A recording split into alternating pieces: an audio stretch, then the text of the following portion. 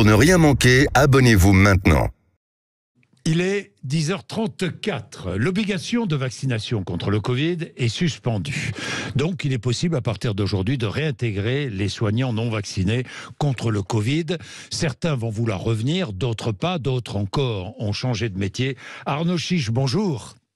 Bonjour. Vous êtes médecin, anesthésiste réanimateur, fondateur du collectif Santé en danger, 5700 adhérents, des dizaines de milliers, même des centaines de milliers qui vous suivent sur les réseaux sociaux. Arnaud Chiche, dans votre service, est-ce qu'il y a des personnels soignants non vaccinés qui vont être réintégrés ? Écoutez, au bloc opératoire dans lequel j'exerce, effectivement, il y a deux personnes concernées. Ça fait un petit moment que j'interroge des connaissances à elles pour savoir si elles ont l'intention de revenir. En fait, on ne connaît pas trop leurs intentions. Globalement, on pense qu'elles ne vont pas revenir et qu'elles font autre chose maintenant et qu'elles ne voudront pas reprendre leur poste. Oui, beaucoup, effectivement, qui pourraient être réintégrés, ne reprendront pas leur poste ou ont changé de métier. On a eu plusieurs témoignages. D'ailleurs, j'invite les auditeurs ou les auditrices 0826 300 300 de Sud Radio à venir témoigner. Arnaud Chiche, une réintégration, pas toujours facile, parce que quel va être le comportement de celles et ceux qui se sont fait vacciner ? Monsieur Bourdin, en fait, sur cette question-là bien précise, il y a un peu de fantasme d'après moi. Bon. C'est vrai que il y a quand même une grande partie de la communauté médicale qui a assez mal pris cette décision. Et c'est vrai que sur des réseaux sociaux comme Twitter, etc., il y a des gens qui disent « Oh là là, ce retour, ça va être apocalyptique, etc. » Bon. Effectivement, le signal envoyé, il n'est pas très très bon aux soignants qui se sont fait vacciner.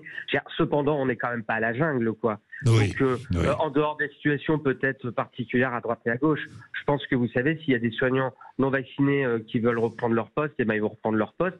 Et puis, les collègues seront contents, pas contents ou n'auront pas d'avis, quoi. Mais bon, la vie va continuer. Oui. Faut pas. Je trouve qu'on amplifie un peu. Ce sujet-là. Mais vous avez bien introduit le sujet parce que vous avez précisé que de toute façon ça concerne très peu de monde et sur le sur le faible nombre de personnes concernées, probablement qu'il y en a beaucoup qui ont décidé de changer de métier. Donc en fait, au final, le nombre de personnes restant, vous savez, je crois qu'il va être assez faible. Oui, assez faible parce que il y a à peu près 1 200 000 personnels soignants, je crois, en France. Oui, c'est ça. C'est ça, hein. Donc, et ça concerne quelques centaines ou quelques milliers de personnes. Hein. Donc, oui, c'est vrai qu'on a exagéré, mais je suis assez d'accord avec vous, Arnaud Chiche. Mais pourquoi a-t-on exagéré, d'ailleurs ? Vous le savez bien, Monsieur Bourdin, vous le savez mieux que moi même. Oui. Vous savez bien qu'on ne devrait même pas parler de ça ce matin, et je dis ça avec beaucoup de bienveillance. Hein. Mais c'est vrai, c'est vrai. On devrait parler des infirmières libérales, on devrait parler des hôpitaux qui ferment, des services qui ferment. Et pourquoi on parle de ce sujet-là ? Parce qu'en fait, les politiques s'en sont emparés, vous le savez bien. Ça a été un sujet qui a permis à certains mouvements politiques de s'opposer aux décisions gouvernementales. Donc ça, c'est le premier point. Et le deuxième point, c'est que c'est comme en football, hein, c'est une suspension. À un moment donné, il est quand même légitime d'attendre la fin de la suspension. Et donc, il fallait sortir un peu de ce cercle-là. Et pour ça, tout le monde disait, même les médecins, il faut attendre l'avis des autorités scientifiques. La haute autorité de santé, la HAS, a émis un avis ne rendant plus obligatoire la vaccination. À partir de là, le ministre s'est positionné. Je pense que c'est quand même globalement assez sain parce qu'en fait, on va se rendre compte qu'il y a beaucoup de ces soignants-là qui ont décidé de faire un autre métier. Et quelque part, de vous à moi, c'est pas complètement illogique parce que le fait de refuser la vaccination, si on met de côté les gens qui avaient juste peur, d'accord ? On est nombreux à avoir eu un peu peur de se vacciner. Mais ça a aussi mis en évidence parfois certaines personnes qui étaient juste plus en phase avec le raisonnement scientifique nécessaire pour être soignant à l'hôpital. Donc bon, voilà, c'est une histoire assez malheureuse. Mais vous savez, les deux personnes dont je vous parlais tout à l'heure, c'était deux excellentes collègues qui travaillaient très très bien. Et elles ont décidé de ne pas se vacciner. Et donc, voilà, on a perdu deux collègues efficaces. Et elles ne reviennent pas. En tout cas, elles ne sont pas là aujourd'hui. Elles sont pas là aujourd'hui. Est-ce que ce sont des soignantes jeunes ? Les deux. Non, plutôt milieu de, enfin plutôt milieu de carrière, dernier tiers de carrière. Et vous savez, je voudrais vous dire un truc avant, parce qu'au cas où j'ai pas le temps de vous le placer.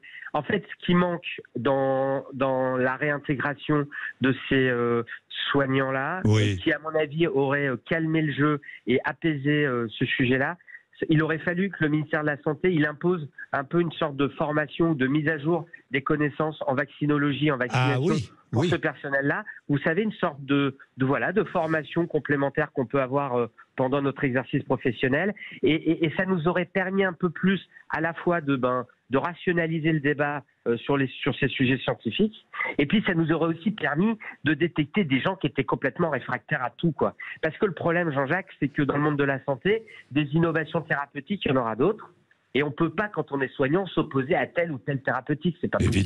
Évidemment. Voilà. Bon, Arnaud, Julien est avec nous. Bonjour, Julien.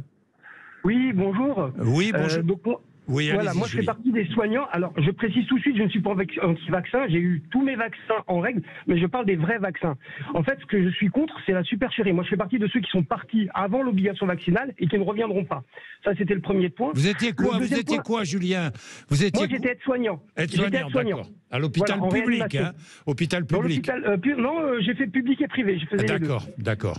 Okay. Voilà. Et moi, je voulais réagir surtout par rapport à la réaction du personnel qui s'est fait soigner, qui s'est fait vacciner. Et le fait qu'il y ait une animosité entre ceux qui reviendraient et ceux qui ont été soignés. Il faut savoir que je connais très peu de soignants qui se sont fait vacciner de bon cœur. Ils l'ont tous fait parce qu'ils avaient un peu le couteau sous la tempe. Ils n'avaient pas le choix parce que c'était leur gagne-pain.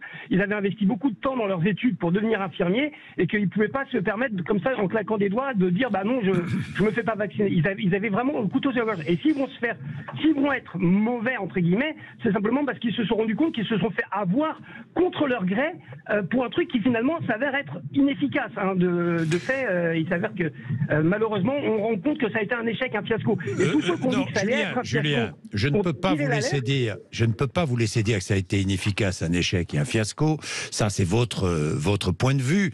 Moi je ne suis pas médecin, vous non plus d'ailleurs, Julien, et vous n'en savez pas plus que moi. Donc moi ce qui m'intéresse c'est la réintégration. Et je pense qu'aujourd'hui, il faut qu'on réintègre sans poser de questions. Arnaud Chiche, que dites-vous à Julien ?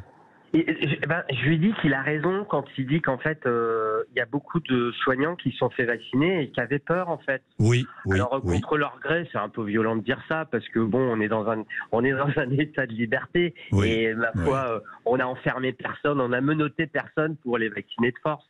Mais c'est normal, hein, on vivait une pandémie inquiétante, un vaccin produit très vite, ça a beaucoup inquiété les gens. La production est rapide, mais en fait c'est fou, Jean-Jacques, parce que au lieu de se réjouir des progrès de la science capable à l'échelle mondiale de fabriquer un vaccin très très vite, on a pris ça comme étant suspect. C'est quand même dingue. Moi, intellectuellement, ça me dépasse un peu. Donc, il a raison quand il dit qu'il y en a beaucoup qui l'ont fait alors qu'ils avaient un peu peur, et que probablement, ça va dans le sens que il y aurait qu'une Alors, moi, je pense que ça n'entraînera pas trop d'animosité. Après, là où je suis pas d'accord avec lui, effectivement, c'est aujourd'hui, je connais aucun soignant vacciné qui dit je me suis bien fait avoir. Parce que, comme vous le dites, Jean-Jacques, moi je suis réanimateur et anesthésiste, je peux vous dire que le vaccin, même s'il il a protégé les plus vulnérables, le vaccin, c'est tout. Il a évité la survenue des formes graves. Alors évidemment, on a continué quand même à avoir le Covid, c'est vrai. Mais évidemment. Mais le but était de protéger les plus fragiles et ceux qui étaient à risque d'en mourir, en fait. Et ça, aujourd'hui, c'est un peu anti-scientifique de dire que c'est pas vrai. Parce que quand même, cette vaccination, ça repose sur une logique de santé publique. C'est-à-dire qu'on a mis en place une grande mesure pour la population dans son intérêt. Et si jamais on conteste cet intérêt-là, c'est qu'on conteste. Oui, mais Arnaud Chiche, je comprends aussi certains personnels soignants qui ont été obligés, qui ont vu la pénurie de masques, qui étaient même obligés de laver des masques parce qu'ils n'avaient pas de matériel au début de la pandémie. Je comprends leur réaction après aussi, Arnaud Chiche. Oui, mais Jean-Jacques, vous savez, j'étais en première ligne à cette époque-là. J'ai aussi connu le manque de matériel, et je peux vous dire qu'à l'époque, j'avais pas encore fondé le collectif Santé en danger, mais je demandais à des copains qui bossaient dans le BTP de me filer des cartons de masques ma compagne de l'époque qui était au CHU de Lille, elle n'avait pas de masque, je lui refilais des boîtes. Non mais d'accord, il y a eu une pénurie de matériel qui est juste inacceptable. Mais il ne faut pas tout mélanger.